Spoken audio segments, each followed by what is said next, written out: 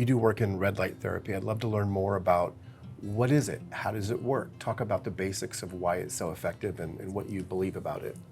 Yeah, so I was really skeptical about red light therapy, I have to say. I had read lots of studies around it. And if you go on PubMed, which is the library of scientific papers, there's over 2,000 papers published on red light therapy. Wow. Yeah, it's been around. It's been used by doctors for a long time, like since the 1960s. And then NASA put red light therapy really on the map when they tried to experiment with how to grow food for astronauts in space. Interesting. And they gave them plants to grow, and they used different wavelengths of light. And what they noticed that the astronauts with cuts on their hands who used red light therapy, their wounds healed faster. So it was originally meant for plants, but then as a byproduct of people working on them, their wounds healed quickly. Yeah, yeah. Amazing. It's amazing. And when you think about light, for doctors who are trained especially about pills, right? It's like, what, it's Give me something a break. free that I can just get when I step outside. Right. There's no profit motive there. Right, exactly. Yeah, so it's really, for me, I couldn't believe it. The studies were there. It was like, I don't know. But I did get a red light therapy machine because there were so many papers about the anti-aging effect on preventing wrinkles and reversing wrinkles. So that's what I kind of was using it for, and I did start to see a benefit. And as I mentioned earlier, so my dad had his piriformis syndrome, which doctors were giving him lots of painkillers, which again didn't get to the root cause. So I actually first had my eyes open to red light therapy through my dad, because it helped him so much. Like after a week of using it, he was walking again. Wow. And then after 2 weeks, he was back to normal activity. Now he was a cynic too. He's like, give me this a break. thing, Sure. are you sure? Like, what is this? But he tried it, he was so desperate. Wow. And then after 2 weeks, when he was walking, he was a total believer, and so was I. So that's, if you think about light, it's actually a nutrient. Because light activates different biological processes in our body, just like nutrients do. And when you think about sunlight, it's broad spectrum, right? It's got all the different wavelengths. But the wavelength that really can penetrate through skin really well and get to our tissue is the red and near-infrared frequency. Sorry to interrupt you, but is that just the basis of the wavelength is shorter and tighter and quicker, so it gets deeper, or how does that actually work? Yeah, it's the frequency and the wavelength, so it allows the actual penetration, whereas most of them just rebound off the skin. I see, because it's a lower wavelength. They're deflected or they're absorbed by the tissue, whereas red light can actually, so if you remember, like if you go to the doctors and they measure your saturation with the finger probe, sure. You see the red, right? It comes good red. Point. Yeah, So it's because it's being absorbed. It's the only frequency that's going through into the tissue. Wow. So it's not, it's really interesting. I had never realized that, but now that I think about it, it's like it's always red. It's red, yeah, because that's the wavelength that gets through. Interesting. So, so when red light gets through to the cell, there's actually antenna, they're receivers for light in our cells, and it's located in what's called mitochondria. Sure.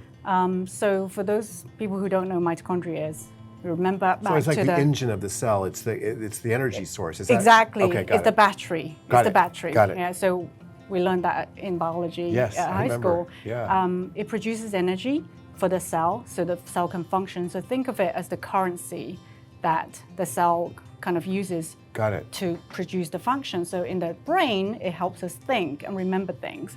In the liver, it helps us make sugar and detoxify from environmental toxins. So whatever that cell does, it requires energy from them, which is made by mitochondria. I see. And the energy currency is called ATP. Right. Now, there are many things in our environment, and going back to lifestyle, the reason why chronic diseases are mainly rooted in lifestyle is because our lifestyle is damaging that mitochondria. So the poor diet, lack of sunlight, poor sleep, stress, right, inflammation, all of this can actually start to impair the function of mitochondria. So now the mitochondria doesn't work as well. And what's been really interesting, actually, that's fairly new research, is that mitochondria doesn't just produce energy, it's actually also involved in sensing the environment around us and shutting down that cell. Oof. And they can pick up, this cell is not doing well, let's destroy this cell. Or we're under threat from infection, let's shut it down. And if you remember back to the last time you were sick with a flu, you felt tired, right? Sure. That's actually orchestrated by the mitochondria, picking up, like, there's a threat in your environment, you're under attack, I'm gonna shut down energy, make you tired, so you go to bed and you rest. Got it. It's almost forcing the issue. Because what red light therapy is that it's activating mitochondria. So in turn, it's producing energy for the cell to repair, which then can reduce inflammation.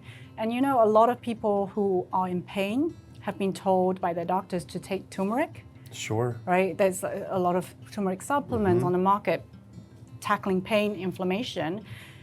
Turmeric blocks the inflammation pathway. Is something called NF-kappa B. Red light therapy does the same. It's blocking that same thing. And red light therapy in studies have also been shown to actually directly inhibit the pain nerve signal. Wow. So we can reduce signal, and red light therapy can also increase serotonin production, which is the feel-good factor, which kind of Sure. negates pain, and reduce inflammation. That's one of the areas with the most research, the most robust research, is that it can help reduce inflammation, which is at the root of pain for a lot of Wow. people. And what's really interesting is that red light therapy, they usually have two different wavelengths. So you have the red, which is light that you can see, which doesn't penetrate the skin as well as near infrared. So this is near infrared light. You can't really see it. I see. Not visible to the eye. Not visible, but it penetrates the skin and gets down to the tissue level a lot better. Fascinating. Wow. So it depends on what you're treating. If Got you're it. wanting to treat your skin, you want to use red because it's literally landing on your face and you want to hold it like a distance away from you so that Interesting. it's treating the face. Now, if you have joint issues, now that's deep, right?